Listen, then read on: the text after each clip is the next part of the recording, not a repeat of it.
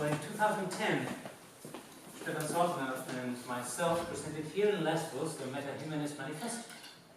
And since then, I guess both of us have been developing metahumanism in different ways, or similar, resonant ways.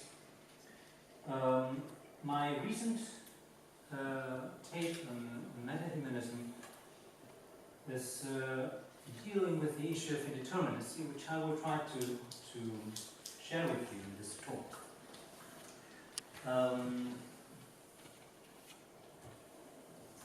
Now, this is partly, not only, but partly, responding to what I see as an urgent political problem of our times. Namely, what I see as, well, I understand current information society as a control society, a deterministic culture that tries to fix, control, and predict movement.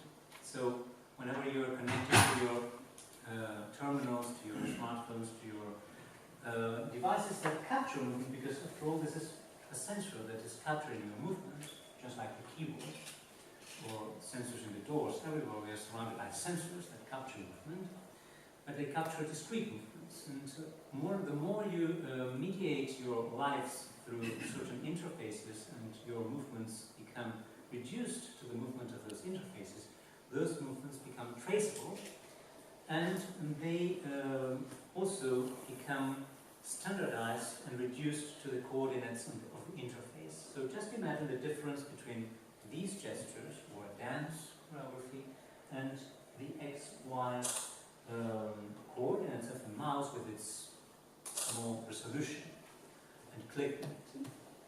Just think about the implications of the difference of richness, for example, of a gestural language versus clicking on a mouse in an XY dimensionality. Well, there are, I think, very deep implications there in terms of both homogenization, standardization of expressions, and also how this affords control. So the more discrete your movements become, because they are aligned with the interface, the more they are controllable and traceable. This has to do with a very long tradition that we could date back at least to Plato, in terms of the attempt to well, erase movement and or try to fix movement for the purpose of generating a reality that one can know in a particular way, because perhaps there are other forms of knowledge. So the ontology of form for me is a crucial ontology that one can trace now in information society. Something is information, is controllable, is traceable as long as it is reducible or reduced to a pattern. Something fixed is somehow repeatable or recognizable that one can trace in a fixed notion of linear space. Now, I will try to claim the formless, not as a negative, not in its negativity as it is often portrayed in Platonic traditions, such as ours, but as a positive force. I will claim the formless, or as the indeterminate, and we will see more of this, as that which is perhaps even necessary for creative forces to move in the world. I think that if the world were really responding to a deterministic schema, it would be totally dead. It would be, if everything were foreseeable, as many people would want the world to be, it would be a dead world, but it isn't. So I will try to claim this creative force of indeterminacy as opposed to the negativity, which is imbued in Platonic traditions. Now, just a brief run through this, what I call comparative posthumanism. As some of you have heard maybe some of this last year in Rome already. But, so, first of all, who of you believes to be human? No one. That's great. Who of you believes to be human? Well, it's good. More than half of the people don't believe to be human. I don't believe to be human. I don't believe in the fiction of the human that humanism has created, which is, I think, a political fiction. I don't believe in this fiction of being superior to other species, of being totally autonomous, endowed with a free will, of desires that come from an innermost self, and things like that. I don't want even to believe in that fiction. Just like I don't believe in the fiction of binary gender. I'm neither a man nor a woman, I'm not a human. It's up to you to believe in that fiction. Now, that's really what humanism is about. Now, hyperhumanism, which is the way I call transhumanism, is, I think, a tradition that is extending some of the fictions of humanism, like we have seen in other talks, the fiction of individuality and drive to immortality. Whereas critical posthumanism, with which I am strongly aligned, is more of a statement of the, well, let's say almost impossibility or even undesirability of the stream of humanism. Therefore saying, well, we have never been that. We have never been human. I think a talk was going to speak about we have never been posthuman. I'm looking forward to it. Now, metahumanism, what's the difference with critical posthumanism, for example? What does it bring about?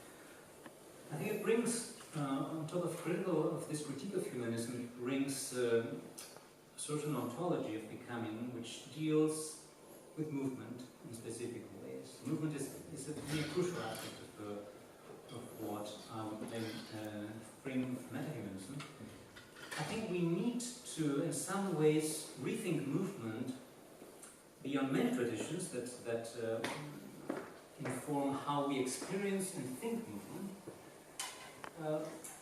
One of the keystones of that tradition is Aristotelian, is Aristotle's physics, which I think is one of the cornerstones of our ontology, of our modern ontology, and of mechanistic ontologies. The idea that movement, even if it's thought as immanent to matter, is always subject to an actualization in form, has a telos in form, and is coming from form. I think that is something to be rethought in its deepest ontological foundation. And there are many ways to do that, I think. I don't have time now to go over different currents now of relational ontologies that deal partly with movement. Just try to think movement not as the external property of a given thing, which is what the mechanistic tradition in particular stresses, but try to think movement as the very substrate of things. So thingness comes from movement. Movement has to do with perception as well, because the way we move is the way we perceive. That is something that is claimed by many streams in cognitive sciences. So perception, movement, affect are all related elements of an ontology. How to rethink that ontology beyond the dualistic modes of perception that we have inherited. There's a long history behind those perceptions.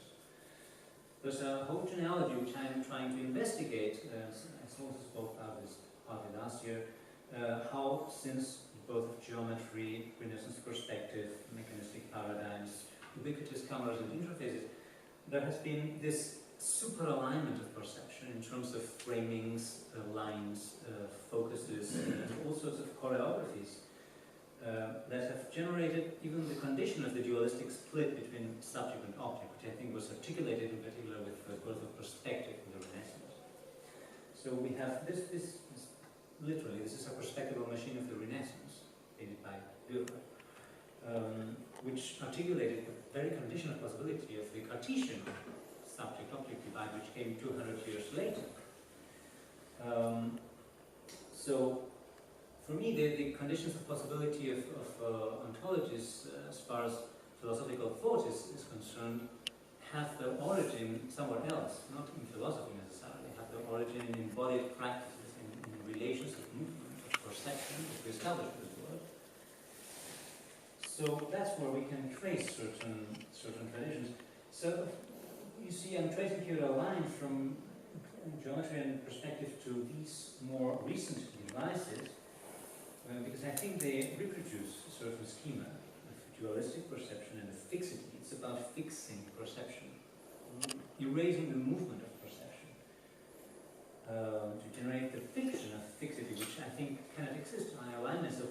in saying there's no fixity in the world. It's always about movement, about different kinds of movement.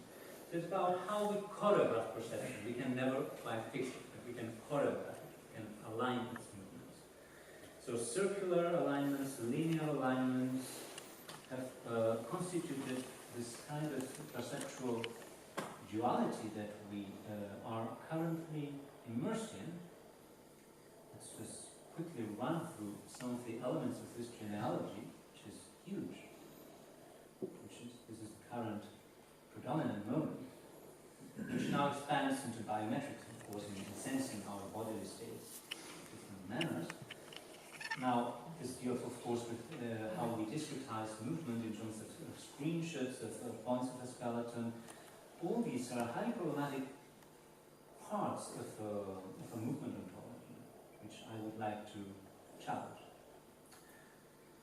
and which has to do with surveillance and control in many ways.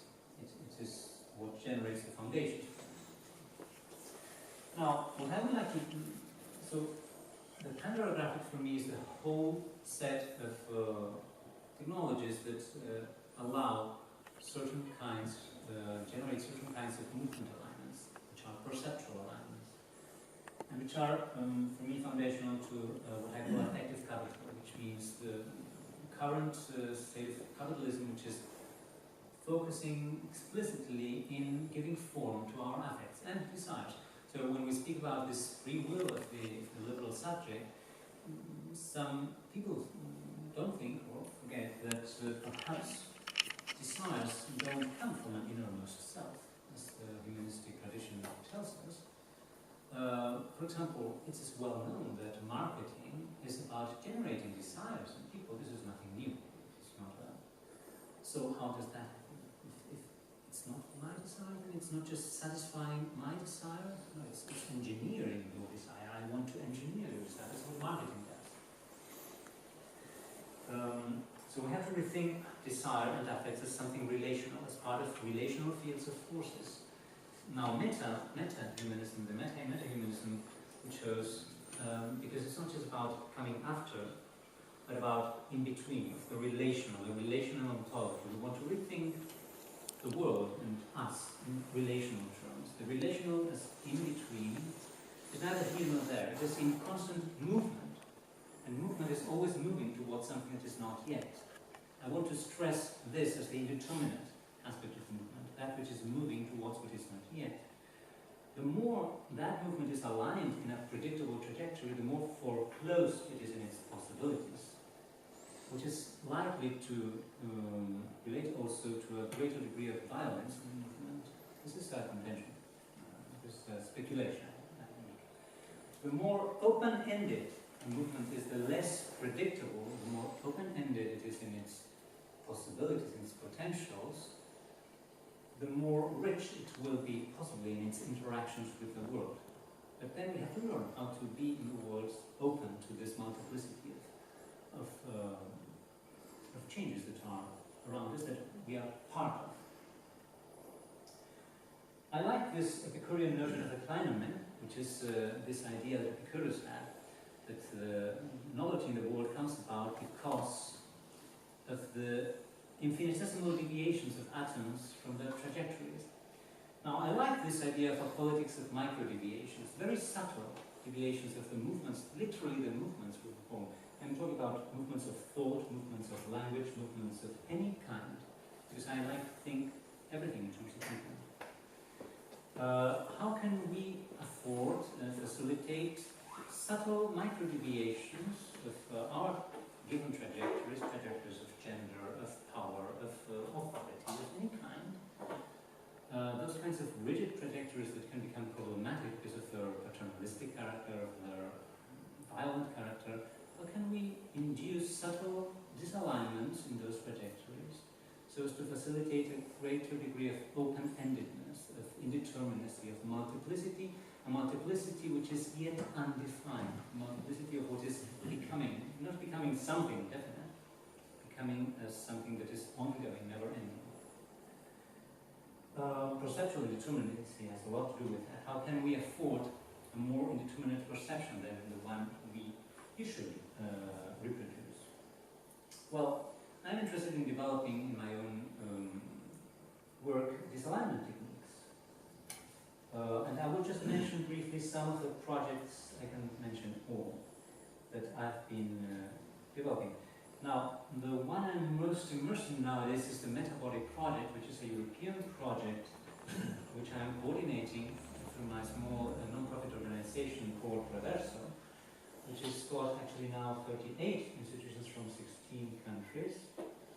We have in our advisory board some of the people who are working on relational ontologies, such as Karen Barat and Asumi, we have Donna Haraway, and a few other people.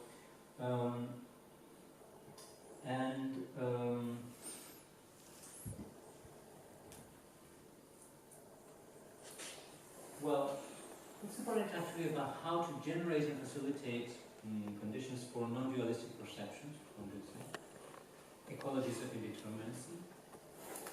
This can be done in many ways. We're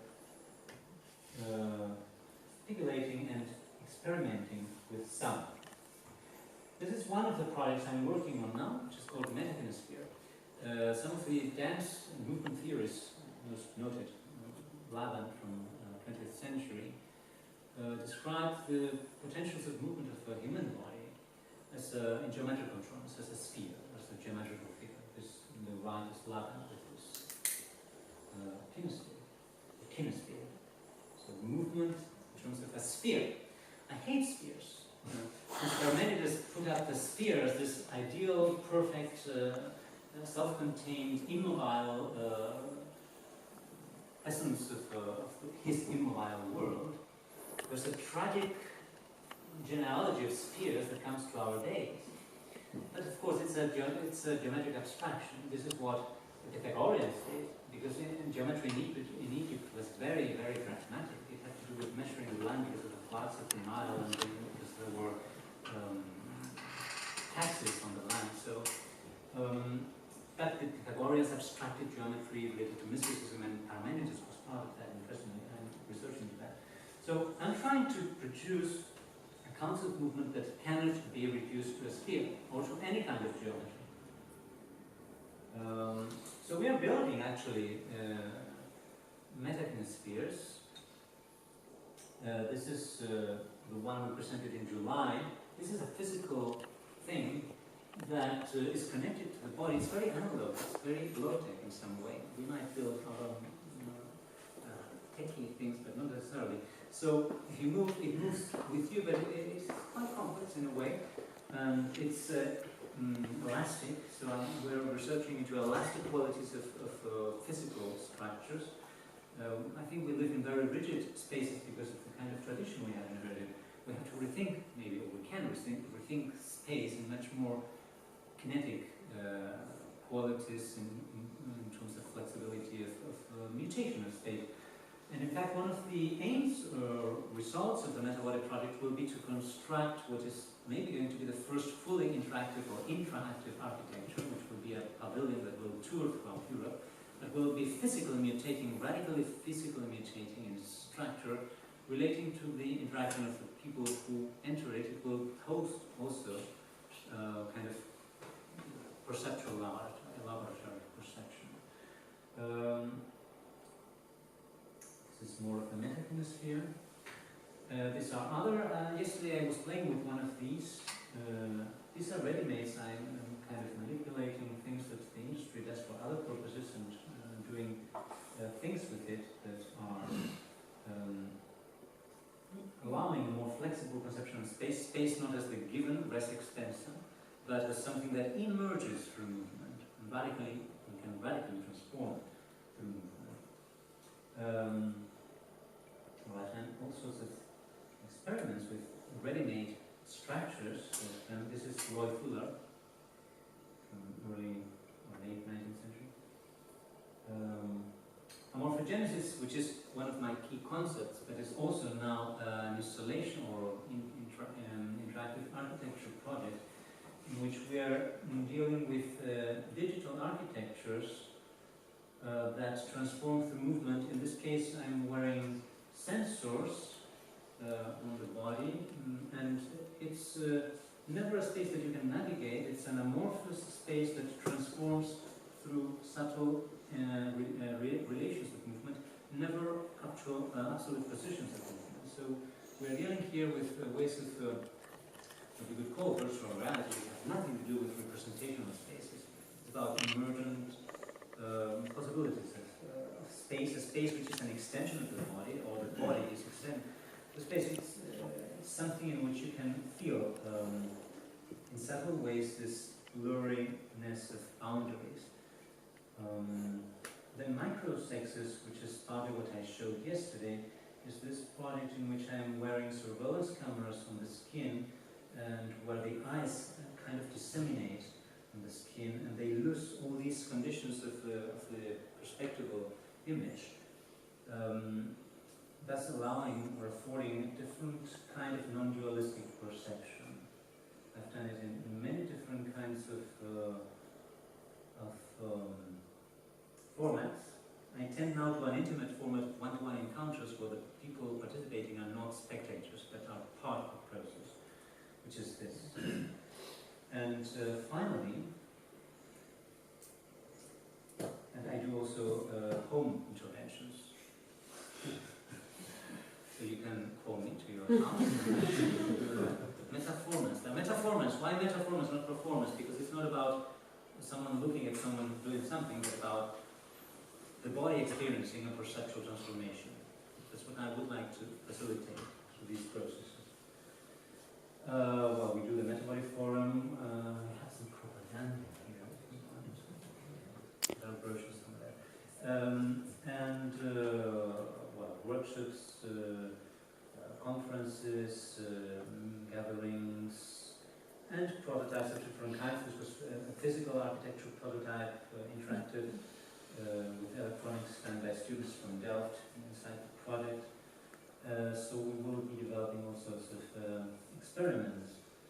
And, well, this is how I'm interested in approaching politics of indeterminacy. How can we afford ecologies of indeterminate perception? It's a crucial, it's not just a response, it's a response to control society, to deterministic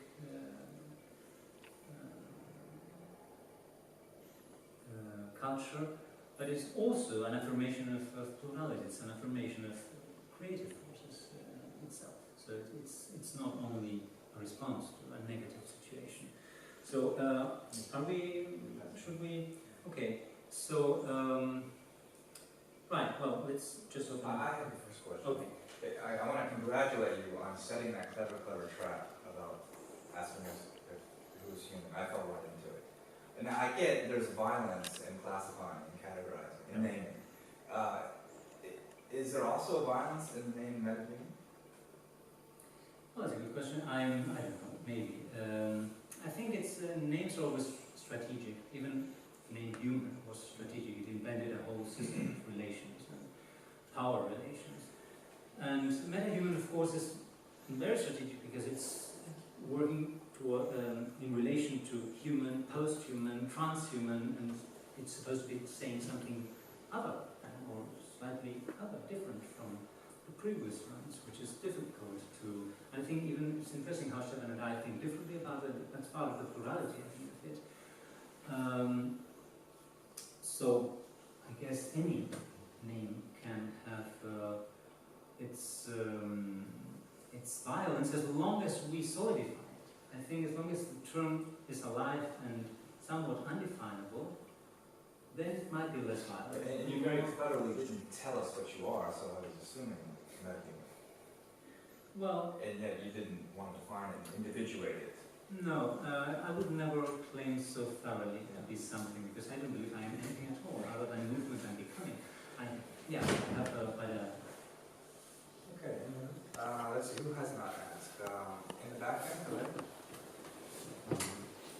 Well, I think what you are saying about movement and spaces and time, it got me thinking about physics and maybe this is embodied in our universe, like in Heisenberg uncertainty principle, and well, I'd like to ask you a question. What do you think about time? Because maybe, movement is perceived in time, but maybe time is some kind of illusion. And if I just wrote an article on time for that. It's called Microtimes. And what I defend in that article is that, in fact, time, just like we have to differentiate kinds of time. You know? I think what I call hypertime, which is this illusion of real time that we have nowadays with the internet, which we can relate to the notion of linear time. All these are perceptual fictions. I was putting the clock inside all this genealogy of circularity, of linearity of fictions, because I think linear time would not exist without all these perceptual fictions or alignments. They are very real, hyper-real in some ways. That's why I speak about hyper-time, so this hyper-real account of the time that we must believe in, even though we never quite manage to think it's our real time or the one the body experiences. Because I think every movement situation is traversed by almost infinite layers of time, like the geological time. But every time we try to analyze some process in terms of linear time measurements, I think we are reducing its complexity in a way. So I don't believe in time. In time, in quantifiable time. So microtimes for me would be the undefined qualitative differentials of time that we can explore in each circumstance, and each circumstance will have multiple layers possibly of microtimes. David, there's one. Yeah, quick one really. I'm just wondering how you reconcile relational ontology with indeterminacy. Sorry? How do you reconcile relational ontology with indeterminacy? And I'll just expand on that Relational briefly. ontology? Yeah, because one of the ways in which things can change, presumably, is by changing their relationships. But if there are no things, if everything is just relationships, then how can there be change? Well, yeah. Of course, the question about what you mean by relation. Yeah, I think I could mention Karen deriving this concern because I think she has quite successfully questioned this notion of relation being between existing things. Yeah. When she speaks about intra-action rather than interaction in her posthuman agential realism or posthuman performativity, she speaks, I think this resonates with Simonon's transaction, she speaks about how the agency, coming back to is never of given entities, but it's of emergent processes. So, and these emergent processes co-create and co-transform in the relation. It will always be quite arbitrary, so where you trace the boundary and say this is one thing that relates to the other thing. I think we have inherited a categorical distinction between things, and we can rate that distinction. That allows me to think how far what I am is not this categorically distinct entity, but an infinite metabody of relations of different kinds. Right here, what metabody of relations are we establishing here? But now indeterminacy. So the indeterminacy is from the beginning when you don't consider that there is a given entity, but that movement itself is what relates to other movement. So it sounds like it's kind of rather reminiscent of the relative virtual. It's never, Yes, the thing is, yes, it can never pin together. A lot. The thing is, I don't like the virtual actual distinction. Yeah. I think it's problematic because it inherits somewhat part of the Aristotelian tradition, and I don't assume that there must be an actuality. I think the actual part of the schema can be done away with.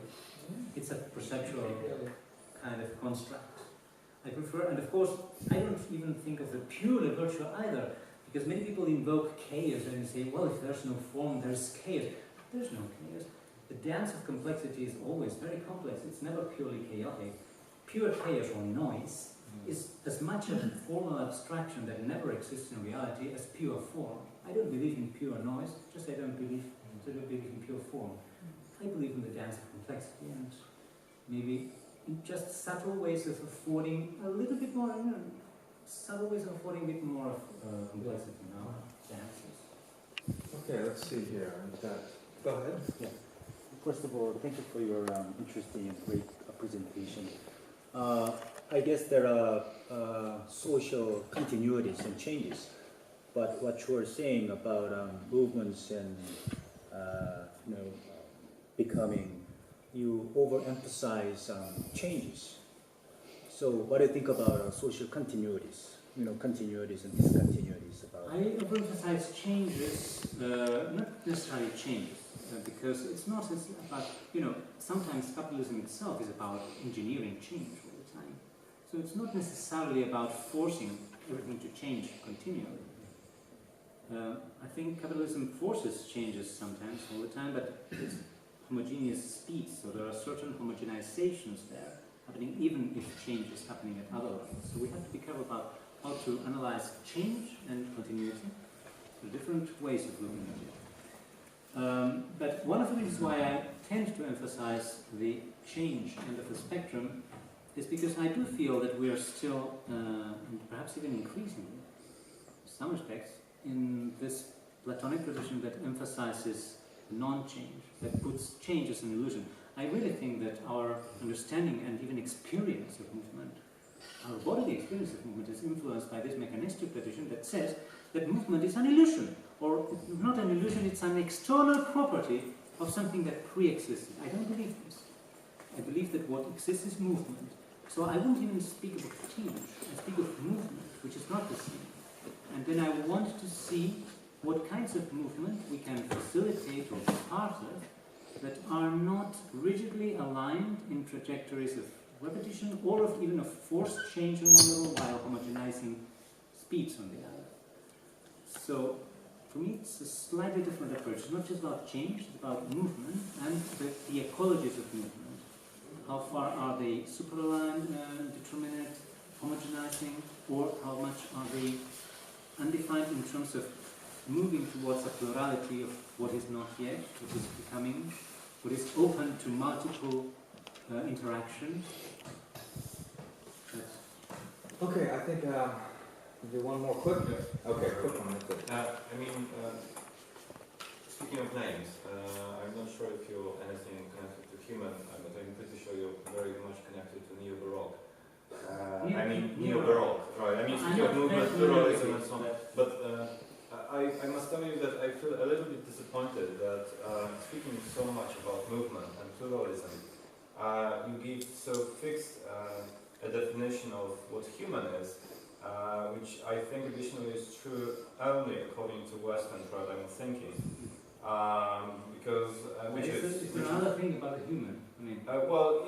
If you look at, for example, primitive cultures being kind of animistic, but do they speak about the human? Well, probably not. But if we define them as human, they are not anthropocentric. They are not dominating, and what's the point in defining the human altogether? That's my question. Well, probably, but if we don't know what's the point, well, I think that we have to categorize ourselves somehow, right? We? Who do you speak? Whom? You speak of the whole of what? Of humanity, of the human species, whatever it may be. Right. So if we do not describe ourselves in any terms, so what's the point of presenting anything on meta-humanism or whatever? But it's not about, I'm resisting certain descriptions which I find too rigid, and I'm trying to, of course, this doesn't help in terms of I'm reproducing here perspective, framing, so it's all very contradictory. It's all my context. I'm very contradictory as well. I don't present here to be a floating amorphous, I'm totally averse to all sorts of, and this architecture, everything, and people coming here with certain ideas. So, again, it's not about suddenly collapsing every form, and we can maybe. I believe language itself is open to this indeterminacy. So I like to think that each of you is understanding radically different, or not rather understanding, generating radically different resonances from what I'm speaking, understanding or generating interpretations which are radically different from every gesture I make. So I don't believe in words as, I think words are movement. I don't believe in words as eternal forms with a universal meaning. I like to believe more in generating creative affections. If I have creatively affected someone in the room, and maybe you have creatively affected me, that's perfect. That's what I try to believe in. So for me, there's no contradiction in speaking and talking about things. I like to think, rethink speaking and talking in indeterminate ways, in open-ended ways. I don't think they're quite done yet, so we'll do one more. Go ahead. So, I try to understand meta-humanism, and I see you say it's a reaction to humanism to control and fix entities and violence. But how can we know that meta-humanism will not also lead to violence and Meta-humanism is not control? I don't think of it as a kind of universal response or answer to all our problems. For me, if anything, it should instigate a critical and creative culture in which indeterminate movements can proliferate, so to speak. So it's not about now installing a new kind of dogma about how movement must be rethought or how our relations have to be established. But can't movement be as violent as non-movement? Well, I don't believe in non-movement, that's the question. So I'm trying to propose how do we think our ecologies of relation in indeterminate non-violent terms. Of course, yeah, everything can become violent. But this is precisely about rethinking that process and trying to continually avoid that, as we say in the manifesto, totalitarianization of movement. Yeah, okay. That's an ongoing process that never ends. You cannot establish now a truth. As soon as you establish a truth, it becomes violent, of course. If I now tell you the truth of metahumanism should be this, well, that's violence. But that's kind of contradictory. You guys write a manifesto, then, no? Well, yeah, manifestos can be ironic, can be many things, I don't know. They can have their strategic moment. I guess, yeah, it can be contradictory to write manifestos when you're trying to do something that points to indeterminacy, and I guess, yeah, it's part of our contradictions.